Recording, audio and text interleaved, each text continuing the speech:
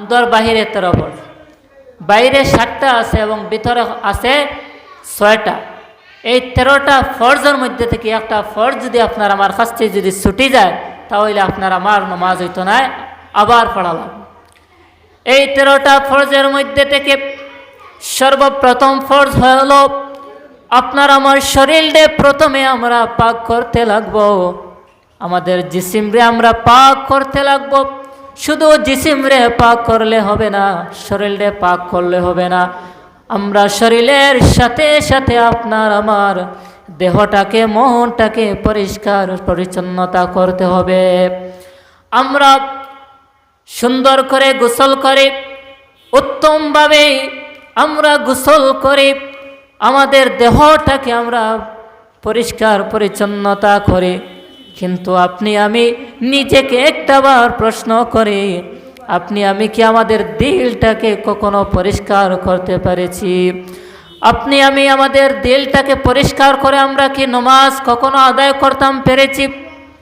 এই জন্য তো আমরা 5 ওয়াক্তর নামাজ আদায় করি, কত ইবাদত বন্দেগি করি, কিন্তু নামাজে আমাদের যতটুকু ফায়দা দেওয়ার কথা, নামাজে আমাদের জীবনটাকে যেমনভাবে পরিবর্তন করার কথা, নামাজে কিন্তু সেইভাবে পরিবর্তন আমাদের জীবনে হচ্ছে না। কারণ হলো আমরা দেহকে পরিষ্কার করে, কাপড়কে পরিষ্কার পরিচ্ছন্নতা করি, কিন্তু আমাদের অন্তরকে আমরা পরিষ্কার পরিচ্ছন্নতা করি না। আজকাল নামাজ আমাদের ফ্যাশন হয়ে গিয়েছে। আমাদের মধ্যে কেহ সপ্তাহে একদিন আমরা জুমার নামাজ আদায় করি, কেহ আমরা জানাজার নামাজ আদায় করি, কেহ বৎসর আমরা 2 বৎসর আমরা 2টা ঈদের নামাজ আদায় করি। এইগুলা নামাজ আমাদের হয়ে গিয়েছে।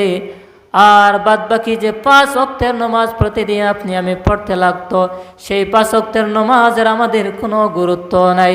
আফসোস লাগে আমার ভাইয়েরা, আমার বাবাজিরা, বর্তমান সময়ে যে ফিফা ওয়ার্ল্ড কাপ চলতেছে, কত মানুষ সমস্ত রাত্রি জাগ্রত তাকিয়া টিভির দিকে তাকায়া, মোবাইলের দিকে তাকায়া রাত্রিটা অতিবাহিত করে নেই।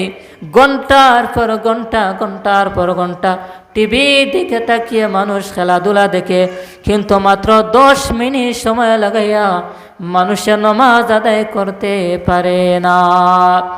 এই নামাজের হিসাব কাল কিয়ামতের ময়দানে সর্বপ্রথম যে হিসাব আপনার আমার কাছ থেকে নেওয়া হবে, সেই হিসাব নেওয়া হবে নামাজের হিসাব।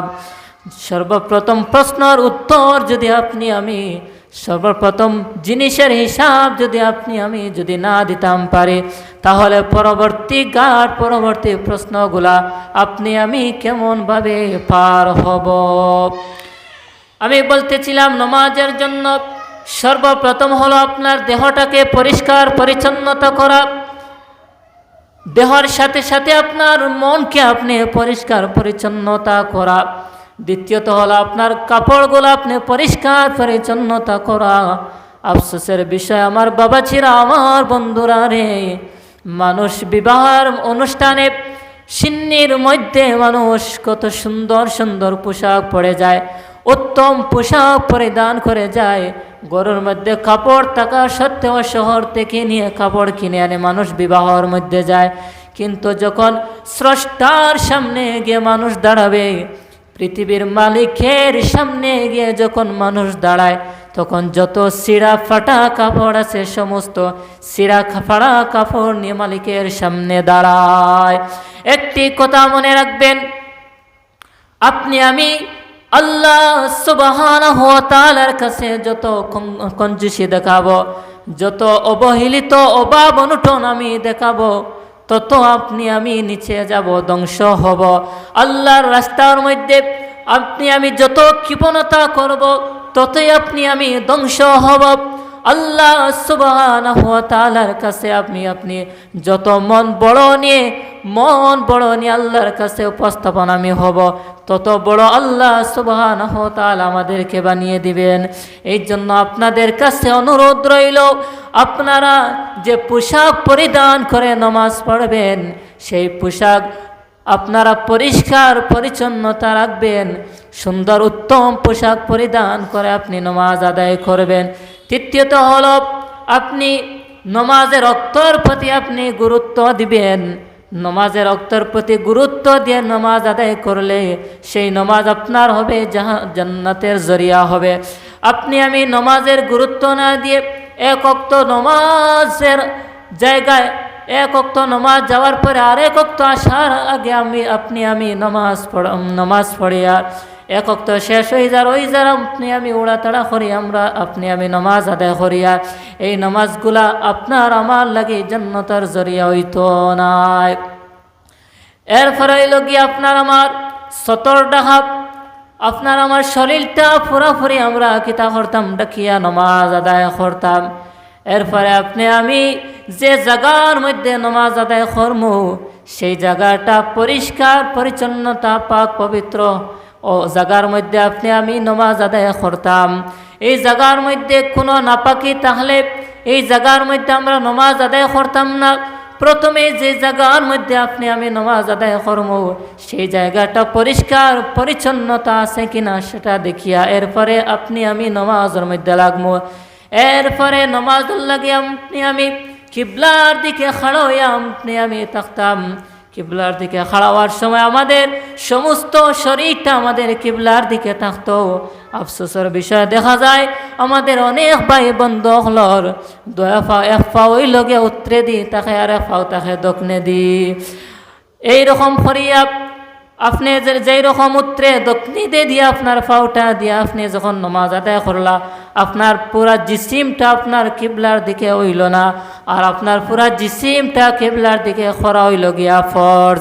এর লাগে আপনাদের সমস্ত শরীরটারে আপনারা কিতা হর্তা কিবলার দিক করিয়া এরপরে আপনি আমি যে ওয়াক্তর নামাজ আছে ও ওয়াক্তর নামাজের নিয়ত আপনি আমি করতাম। শুধু মুখে উচ্চারণ করলে নিয়ত হইতো নাই, দিলের মধ্যে যে ওয়াক্তর নামাজ আপনি আদায় করা সেই ওয়াক্তর নিয়ত আপনি দিলের মধ্যে করা লাগবে। এরপরে আপনি আল্লাহু আকবার হইয়া তাহরিমা বান্দিয়া আপনি সর্বপ্রথম আপনি কিতা করলা সানা পড়লা আল্লাহর তারিফ পড়লা। এরপরে আপনি আমি কিরাত পড়লাম সূরা পড়লাম। ভিতরে যে ছয়টা ফরজের মধ্যে সর্বপ্রথম হইয়া তাকলগিয়া তাকবীরে তাহরিমা আদায় করা। এরপরে নামাজ দাঁড়াইয়া নামাজ পড়াইল গিয়ে ফরজ। কোনো অসুবিধার কারণে যদি খেয়ে বসিয়া নামাজ আদায় করে তাহলে হইব, কিন্তু অসুবিধা ছাড়া যদি কোনো মানুষে বসিয়া নামাজ আদায় করে তাহলে তার নামাজ কোনো সময় হইতো নাই। এরপরে আপনি আমি কিতা করতাম কিরাত পড়িতাম। কিরাত পড়া হইল গিয়া নমাজের মধ্যে ফরজ। যদি ইমাম সাবর করে যদি আমরা নমাজ আদায় করি তাহলে আমরা চুপচাপ হইয়া আমরা কিতা করতাম কিরাত সুন্দর করে শুনতাম। শুধুমাত্র সিজদার তসবিহ রুকুর তসবিহ আমরা আদায় করতাম আর বসে আমরা দুরুদ তাশাহুদ সানাইর এইগুলো আদায় করতাম। আর অন্য কোনো জিনিস সূরা ফাতিহা ও সূরা কিরাত আমরা ইমামের পিছনে আদায় করতাম না। আর যদি আমরা একলা নামাজ আদায় করি তাহলে আমরা কিরাত সব কিছু আমরা পড়িতাম। এরপরে রুকু করতাম, সিজদা করতাম, আমরা কায়দা করতাম। এরপরে আমাদের ভিতরের ছয়টাগুলো আমরা পরিপূর্ণ হইল। আল্লাহর হাবিব সরকারে দু আলম সাল্লাল্লাহু তাআলা আলাইহি সাল্লামে ফরমায় নমাজ সবচাইতে নিকৃষ্টতম সুর হইল গিয়া সুর যে নমাজের মধ্যে চুরি করে। সাহাবীরা জিজ্ঞাসা করল ইয়া রাসূলুল্লাহ ইয়া হাবিবাল্লাহ নমাজের মধ্যে মানুষে কিভাবে চুরি করে? আল্লাহর হাবিব সরকারে দু আলম সাল্লাল্লাহু তাআলা আলাইহি ওয়াসাল্লাম ফরমায় মানুষের যে রুকু এবং সিজদার মধ্যে যারা উড়াতাড়া করে তারা হইল গিয়া নমাজের সুর। আল্লাহর হাবিবের নুরানি জবান মুবারক দ্বারা ফরমাইতরা যারা নমাজের মধ্যে রুকুর মধ্যে সিজদার মধ্যে নমাজের মধ্যে উড়াতাড়া করে সেই মানুষ হইল গিয়া নমাজের মধ্যে সবচাইতে নিকৃষ্ট সুর। কারণ হলো সে তার মালিকর সামনে গিয়া চুরি করে। যে মালিকে তারে খাওয়াইতরা যে মালিকে তারে পড়াইতরা সেই মালিকের সামনে গিয়া সে কিতা করে চুরি করে। এর লাগে আমার ভাইয়েরা আমার বাবাজিরা আমরা অনেক সময় দেখা যায় যে নমাজ 5 মিনিট লাগার কথা 10 মিনিট লাগার কথা আমার বাইয়ে 3 মিনিটে 2 মিনিটে শেষ করিয়া যার গিয়া কোনবাই রুকু করলো কোনবাই সিজদা দিল কিছুর আগামাতা নাই। এর লাগে নমাজ যত শান্তি মতে নমাজ আদায় করবা। আল্লামা সাহেব কিবলা ফুলতলি রহমতুল্লাহি তাআলা আলাইহি ফরমায়, যার জীবন নমাজ যত বেশি সুন্দর তার জীবন আল্লাহ সুবহানাহু ওয়া তাআলা তত বেশি সুন্দর করেন। আর যে নমাজের মধ্যে উড়াতাড়া করে, নমাজের মধ্যে অলসতা করে, তার জীবনটাও খিতা হরলা উড়াতাড়ার মধ্যে যায়। এর লাগি নমাজ আদায় করবা, নমাজের মতো আদায় করবা, উত্তমভাবে নমাজ আদায় করবা, সুন্দরভাবে সুস্থভাবে আদায় করবা, রুকু সিজদা ধীরে স্থিরে দিবা, আল্লাহ সুবহানাহু ওয়া তাআলার লগে সম্পর্ক গড়িবা। বেশি বেশি করে নফল নমাজ হল আদায় করবা। আর নমাজ হল 5 ওয়াক্তের নমাজের পরে আপনারা কমপক্ষে হইল 10 বার সুবহানাল্লাহ, 10 বার আলহামদুলিল্লাহ, 10 বার আল্লাহু আকবার পড়িবা, ইস্তিগফার পড়িবা, দুরূদ শরীফ পড়িবা। এরপরে আপনারা দোয়া করবা। বেশি বেশি করে দিনে অত্যন্ত পক্ষে 100 বার, একবারে নিচে হইলে আপনারা আস্তাগফিরুল্লাহ ইন্নাল্লাহ গফুরুর রহিম পড়িবা। যার জীবনে যত বেশি ইস্তিগফার থাকবো তার জীবন থেকে তত সমস্যা হল দূরে সরে থাকব। একমাত্র ইস্তিগফারের মাধ্যমে মানুষে আল্লাহ সুবহানাহু ওয়া তাআলার আরো নিকটবর্তী হয়। এর লাগি বেশি বেশি করে ইস্তিগফার পড়িবা। যে সমস্যার মধ্যে পড়েন ইস্তিগফার পড়িবা। বেশি বেশি করে আল্লাহর হাবিব সরকারে দো আলম সাল্লাল্লাহু তাআলা আলাইহি ওয়াসাল্লামের উপরে দুরূদ শরীফ পড়িবা। আল্লাহর জিকির করবা, সুবহানাল্লাহি ওয়ালহামদুলিল্লাহি ওয়ালা ইলাহা ইল্লাল্লাহু আল্লাহু আকবার, আলহামদুলিল্লাহ আল্লাহু আকবার। এইগুলা বেশি বেশি করে জিকির আদায় করবা। আর যদি পারেন 5 ওয়াক্ত নামাজের উপরে আয়াতুল কুরসি, আল্লাহু লা ইলাহা ইল্লা হুয়াল হাইয়ুল কাইয়্যুম, যে আয়াত যেটা আছে ওটা পড়িবা। কোনো মানুষে যদি আল্লাহর হাবিবে ফরমাইন কোনো উম্মতে যদি 5 ওয়াক্ত নামাজের পরে যদি আয়াতুল কুরসি যদি পড়ে তাহলে তার আর মৃত্যুর মধ্যখানে কোনো কিতাতা পর্দা থাকে না। অর্থাৎ হে মর্ত এবং জান্নাতের মধ্যে যাইব। অর্থাৎ জান্নাত এবং তার মধ্যখানে শুধুমাত্র মৃত্যুটা বাধা হইয়া থাকে। হে মর্ত আর জান্নাতের মধ্যে যাইতো গিয়া। এর লাগে 5 ওয়াক্ত নামাজের পরে যদি সম্ভব হয় আয়াতুল কুরসি একটা পড়িবা। এরপরে ফজরের আগে খুব গুরুত্বপূর্ণ একটা আমল যদি আপনারা করতে পারেন তাহলে সমস্ত পৃথিবীর আল্লাহ আপনার গুলাম বানাইয়া দিলাই বাহক সুবহানাল্লাহ। ফজরের নামাজও তোরা আগুয়ান উঠিয়া ফজরের নামাজের সুন্নত আদায় করিয়া ফরজ পড়িবার আগে আপনারা সুবহানাল্লাহি আলহামদুলিল্লাহ সুবহানাল্লাহি ওয়া বিহামদিহি আস্তাগফিরুল্লাহ এরকম করিয়া যদি 100 বার যদি আপনারা পড়িতে পারেন সমস্ত জগৎরে সমস্ত পৃথিবীরে আল্লাহ আপনার গুলাম বানাইয়া দিলাই বাহক সুবহানাল্লাহ। লাগি বেশি বেশি করে নেক আমল হল করবা। কারণ হইল গিয়া ঈমান আনার পরেও আল্লাহ সুবহানাহু ওয়া তাআলা ইবাদতর তাগিদ দিছেন, নেক আমলের তাগিদ দিছেন। মানুষের ঈমান পরিপূর্ণ হয় যত মানুষে আমল করে নেক আমল করে তত বেশি মানুষের ঈমান কিতা হয়, ঈমান পরিপূর্ণ, ঈমানের মধ্যে নূর আয়। মানুষ যত বেশি নেক আমল করে ঈমানটা কিতা হয়, মজবুত হয়। এল্লাই বেশি বেশি করে নেক আমল করবা। 5 ওয়াক্তের নামাজ আদায় করবা। 5 ওয়াক্তের নামাজের পাশাপাশি নফল নামাজ আদায় করবা। বেশি বেশি করে দুরূদ পড়িবা, ইস্তিগফার করবা। এইগুলা আমল যদি আপনার আমার জীবনও যদি বাস্তবায়ন করতাম পারি তাহলে আপনার আমার জীবনটা পরিবর্তন হইব। আর আপনার আমার জীবনটা যদি একবার পরিবর্তন হয়ে যায় তাহলে আল্লাহর জান্নাতের মেহমান হইতে আমরা দেরি লাগতো না। আর নামাজের কিছু মকরু জিনিস সকল আছে যেটা আমরা প্রায় সময় দেখা যায়, খেয়াল করবা। আমরা অনেক সময় দেখা যায় যে গামছা লইয়া আমরা খাওয়াই নামাজের মধ্যে, গামছা লইয়া ডাইরেক্ট আমরা গলার মধ্যে শাড়ি দিই, শাড়িয়া আমরা যে সময় রুকুত যাই দেখবা দয়া পাশ দিয়া কিতা করে গামছাটা এমনি লকটে গেছে, এইরকম লকটাইয়া নমাজটা পড়াই লগে মকরু তহরিম। আপনারা গামছা যদি লইয়া তাহলে হয় গেলাত ফেসাইবা, নতুবা তৈ দিবা, নাইলে ওলা উপরে দিয়ে 1 পেঁচ দিয়া দিবা, ডাইরেক্ট ছাড়বা না।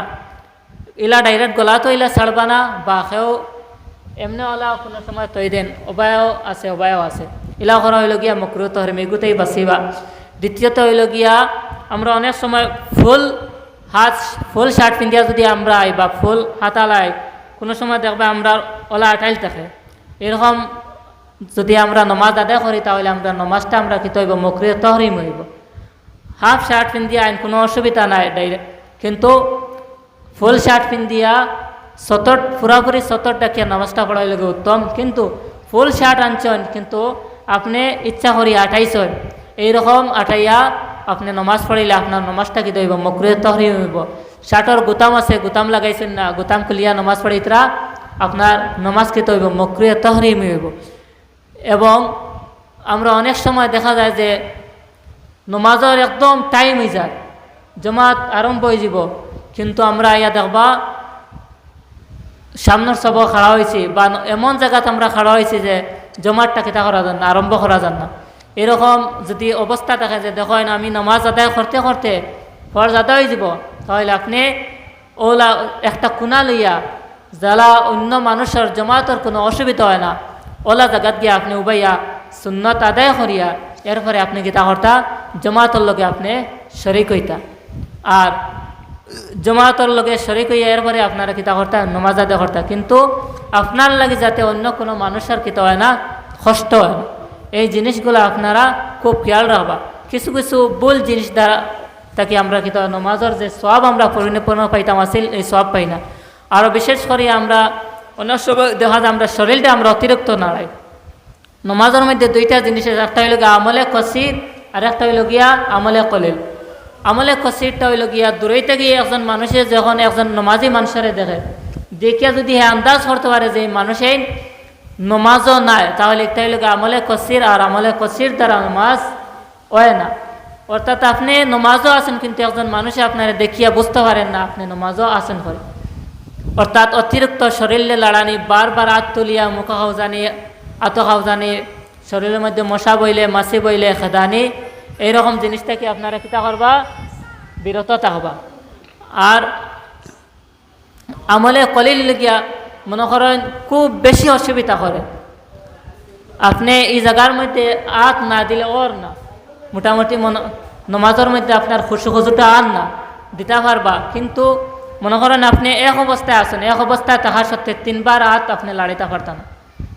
3 বার যদি হাত লাড়াইলেন তাহলে আপনার নমাজটা কি হয়ে যাব মকরুহ হয়ে যাব। এর লাগি খেয়াল করবা ছোটো ছোটো জিনিস সকল থাকি আমরা অনেক সময় আমরা নমাজের যে পরিপূর্ণতা পাইতাম আসিল সেই পরিপূর্ণতা পাই না। এর লাগি তো আমরা বেজান হই না নি, কত নমাজ পড়ে কিন্তু অভাব যায় না, অভাব অনুঠন যায় না। আর এখন খেয়াল রাখবা অভাব অনুঠন দূর করার লাগি বিপদ আইলে নমাজ পড়িতাম বা ও জিনিসকও পাইতাম, ইটার লাগি যতই নমাজ পড়েন নমাজে কাম করে না।